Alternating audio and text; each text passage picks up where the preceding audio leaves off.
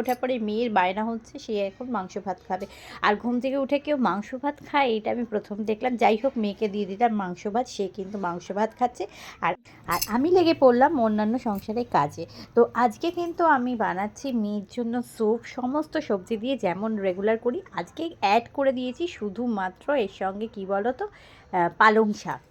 Good morning বন্ধুরা, মহুয়া সাতকাল চ্যানেলে তোমাদের সকলকে স্বাগত। তোমরা সকলে কেমন আছো? আমি কিন্তু ভালো আছি। তো এখন থেকে আমি আমার ব্লগটা স্টার্ট করছি। তো দেখতেই পাচ্ছ যে রান্নাঘরে চলে এসেছি, আর মেয়েকে ওই যে ওইখানে পড়তে বসিয়েছি, ওই কোনার তুলে পড়ছে। আর আমি কিন্তু সমস্ত সবজি কেটে নিয়েছি। দেখো, স্পিনিচ, ক্যাপসিকাম, এই দেখো এটার নাম হচ্ছে সজনে ডাঁটা। এখন কিন্তু সজনে ডাঁটার চল রয়েছে, সজনে ফুল, সজনে ডাঁটা সবই খাওয়া যায়। তো টমেটো, কড়াইশুঁটি, একটু কুমড়ো, গাজর, বিট, গাজর, এই যে গাজর, কড়াইশুঁটি সব নিয়ে নিয়েছি। এবার আমি স্যুপটা তৈরি করে নিচ্ছি। স্যুপটার জন্য আমি কিন্তু প্রথমে একটু বাটার দিয়ে দিলাম। বাটারের সঙ্গে একটু, আমরা সাদা তেলও ইউজ করতে পারি, আবার তোমার একটু সর্ষের তেলও ইউজ করতে পারি। জাস্ট অল্প একটু তেল মিশিয়ে নেব। এটা একটু মেল্ট হয়ে গেলে সবজিগুলো দিয়ে দেব। টমেটো দিয়েছি তো একটু টক টক হবে। আর সমস্ত সবজি কিন্তু পুষ্টিগুণটা এখানে পেয়ে যাবে। তো ছোটদেরকে তো সব রকম সবজি খাওয়ানো যায় না।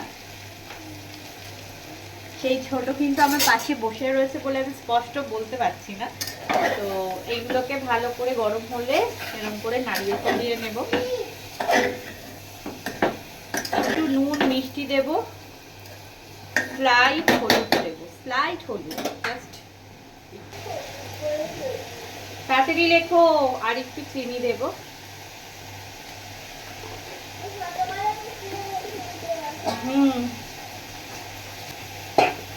স্লাইট একটু আমি হলুদ দিয়ে নিচ্ছি, জাস্ট একটু, খুব বেশি কালারফুল তো হবে না এটা।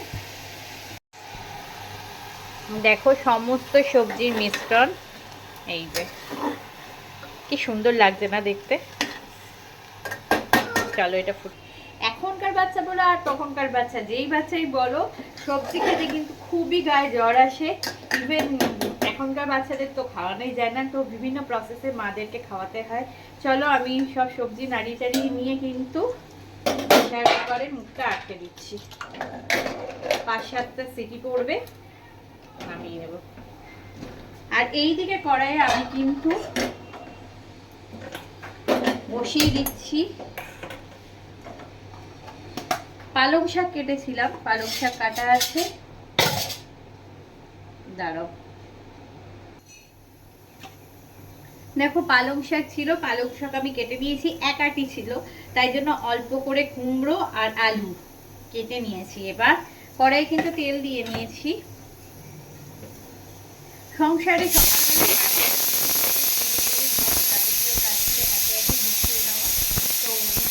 থেকে শুরু করে সব কাজ কমপ্লিট হয়ে গেছে। এখন কিন্তু আমি রান্নাঘরে চলে এসেছি। আর 5 ফোড়ন দিয়ে এই শাক কিন্তু খেতে খুবই ভালো লাগে। 5 ফোড়ন দিয়ে নিয়েছি। এবার একে একে কিন্তু আমি দিয়ে দেব কুমড়ো, আলু। আগে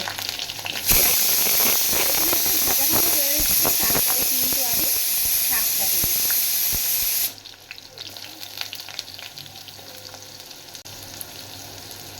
আস্তে আস্তে গরম পড়ে যাচ্ছে, সেই হাঁসফাঁসের দিন কিন্তু চলে এলো সবার।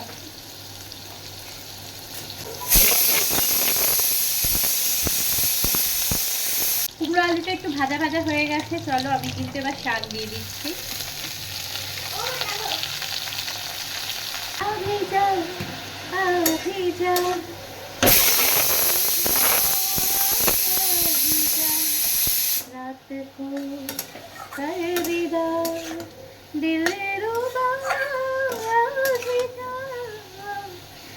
চার দিন ধরে গানটা আমার খুব মনে পড়ছে, তাই জন্য গানটা একটু পেয়ে নিলাম।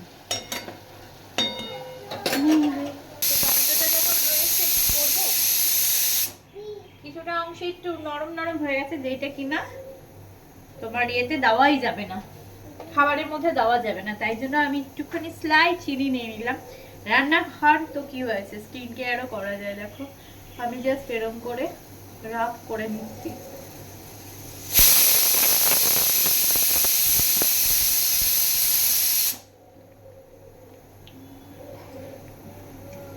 এই অংশটা একদম তুলতুলে নরম আর গন্ধ গন্ধ হয়ে গেছিল, মুখে দিলে তো কোনো অসুবিধা নেই, তাই একটু স্লাইট চিনি নিয়ে রাফ করে নিচ্ছি। ওইদিকে প্রেসারে কিন্তু বসানো